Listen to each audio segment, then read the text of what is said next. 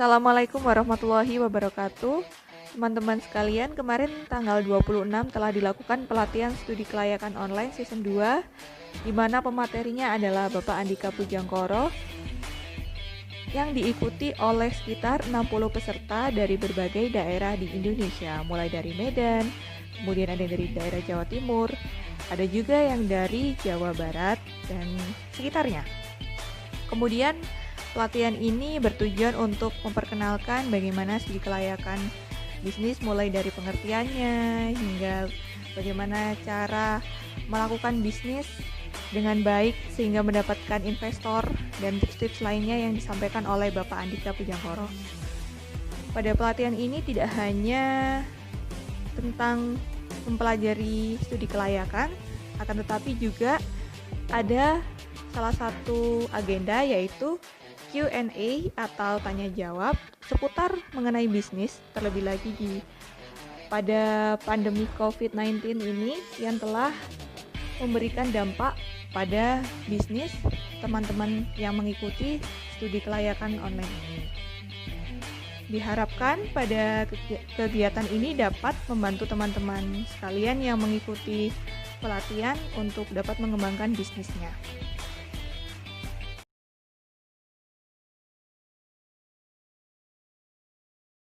Warahmatullahi wabarakatuh. Ketemu lagi di kelas online studi kelayakan bisnis. Kali ini kita akan memasuki dasar studi kelayakan bisnis part 1. Saya seorang konsultan bisnis dari Grapadi Konsultan yang untuk kalian yang mau lihat-lihat silahkan di grapadikonsultan.co.id ya.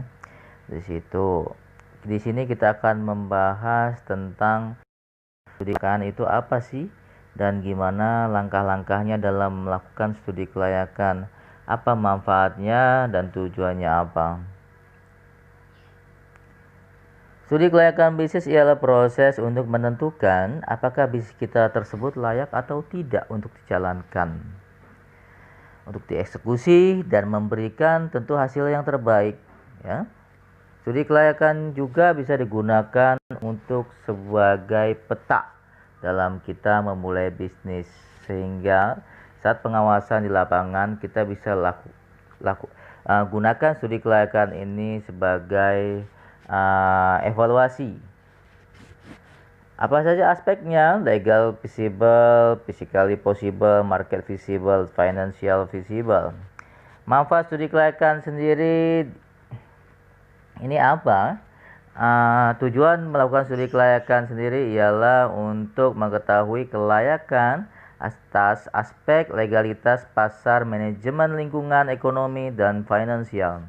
Kemudian meminimalisir resiko dalam memulai bisnis yang tidak menguntungkan. Kemudian mengkaji, menganalisis potensi ekonomi, peluang pasar, tingkat persaingan. Banyak juga ada yang bilang begini, bisnis belum jalan kok sudah dikatakan rugi. Nah ini penting, berarti yang mengatakan begini ini yang kurang bacaan atau literasi ya. Kenapa saya katakan begitu? Studi kelayakan ini ialah merupakan penelitian mendalam atas bisnis-bisnis yang sebelumnya maupun tren berikutnya. Nah, ibarat sebuah peta, kita memasuki suatu daerah. Jika ada petanya maka lebih mudah. Kesasar dalam bisnis ini fatal. Kesasar dalam bisnis menimbulkan kerugian keuangan yang tidak sedikit tentunya. Contoh, kita salah dalam merekrut SDM, kita salah dalam memilih mesin, kita salah dalam melakukan STP atau segmented target positioning produk.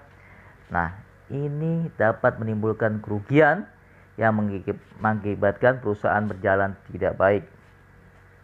Kemudian manfaat studi kelayakan sendiri ialah menguntungkan bagi pelaku bisnis jika dibandingkan dengan resiko tentunya yang akan ditanggung ketika bisnis tersebut tidak layak. Pengambilan keputusan diperlukan data-data yang akurat dan komprehensif sehingga keputusan yang kita ambil tersebut dapat dipertanggungjawabkan. Kemudian manfaat sosial. Manfaat sosial, bisnis yang akan kita bangun tersebut usahakan memiliki economic value bagi masyarakat sekitar, sehingga Tuhan pun meridhoi bisnis kita tersebut. Ada berbagai macam yang harus kita lakukan dalam studi kelayakan untuk melakukan uji. Pertama, kita melakukan uji legalitas, pasar, manajemen SDM, keuangan. Inilah tahap-tahapnya. Kemudian legalitas apa? Legalitas ialah kita harus menguji dulu perizinannya, melihat dulu perizinan diperbolehkan atau tidak, rencana tata ruang jika bisnis properti. Jadi intinya bisnis kita tersebut harus legal dioperasionalkan di mana negara yang akan kalian lakukan bisnis itu. Jangan kita lakukan aspek finansial dulu. Nah, aspek legalitas merupakan aspek yang sangat fatal dalam bisnis. Ketika legalnya sudah tidak layak, nggak usah lanjut ke aspek pasar dan keuangan. Nggak perlu. Karena berarti bisnis kita itu tidak bisa dijalankan secara legal. Kalaupun menguntungkan, artinya bisnis kita tersebut ilegal. Dijalankan jika tanpa perizinan. Aspek pasar, supply, demand, perekonomian, dan positioning, segmentasi, target, dan positioning. Target dalam aspek pasar ini juga bisa kita gunakan untuk target marketing kita dan harus malah digunakan untuk marketing kita dalam beberapa tahun dalam jalannya bisnis.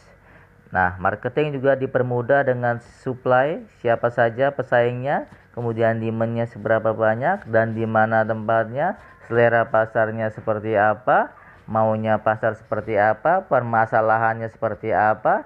Nah, ini ada semua dalam studi kelayakan. Jadi kita wajib tahu ya selera pasar seperti apa sebelum memulai bisnis. Karena pasar sendiri tidak mungkin memilih apa yang mereka tidak suka. Itu aja. Dan jangan menentang pasar itu saja. Kemudian kita lanjut ke sumber data ya. Dalam aspek pasar ada dua ya. Yang pertama ini primary research.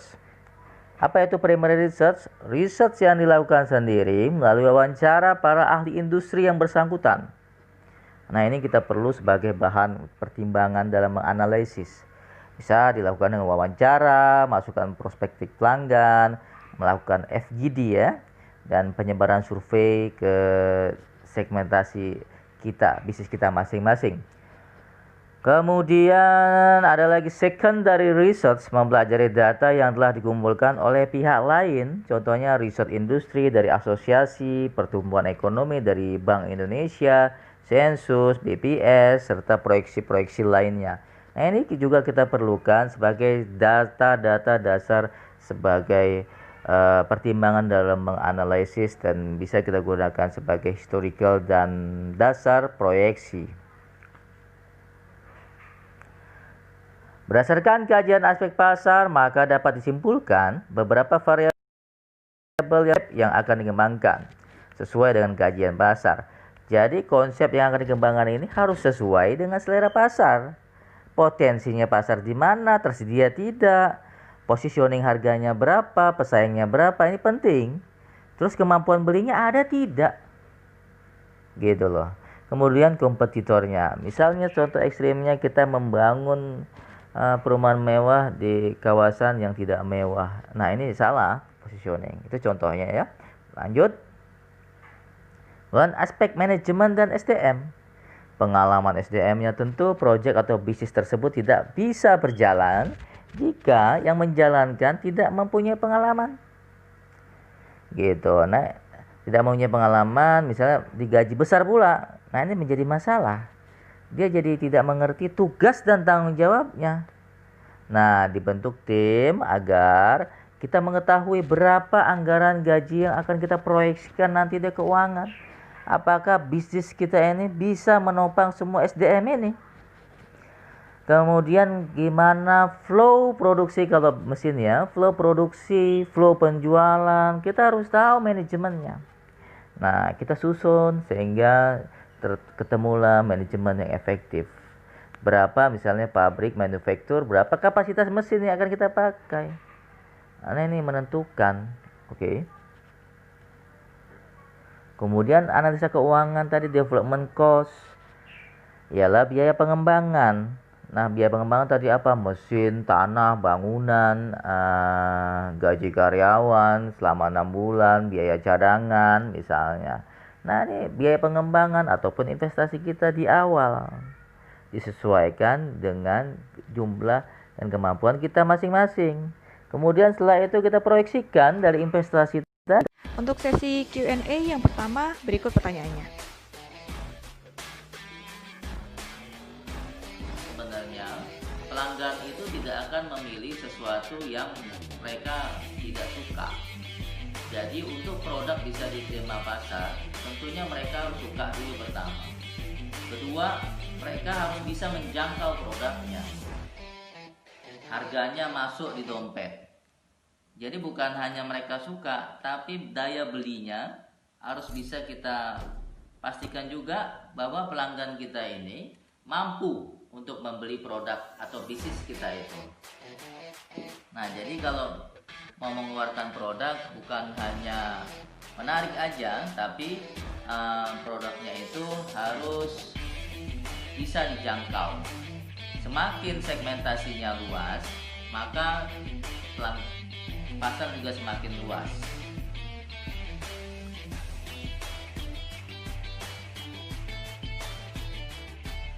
Ketika kita kaji bisnis itu untung, maka kita terus melakukan ekspansi ke depannya.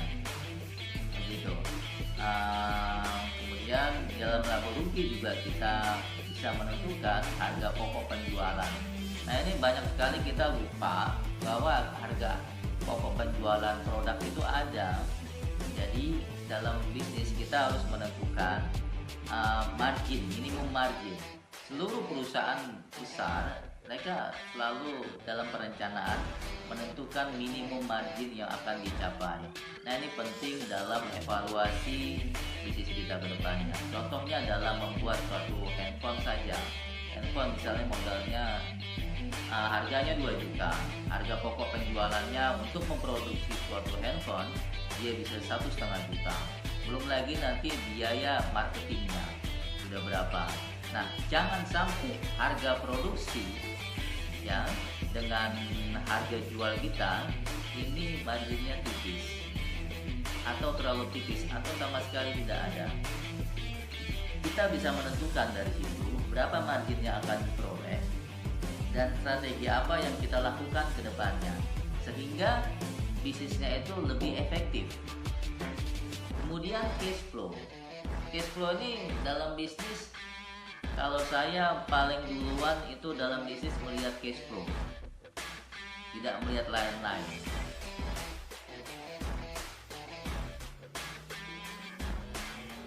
Assalamualaikum warahmatullahi wabarakatuh. Perkenalkan, saya Dina Ayu Putri.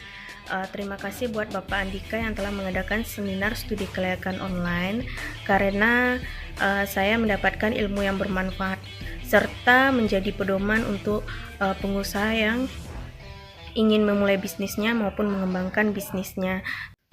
Assalamualaikum warahmatullahi wabarakatuh. Nama saya Megi, saya dari Malang, dan saya adalah salah satu peserta yang mengikuti pelatihan studi kelayakan online, di mana pematerinya adalah Bapak Andika Pujangkoro. Saya mengucapkan terima kasih sekali untuk ilmunya serta bisa memberikan kita ruang untuk tanya jawab mengenai bisnis yang telah digeluti oleh para peserta studi kelayakan online. Terima kasih. Wassalamualaikum warahmatullahi wabarakatuh.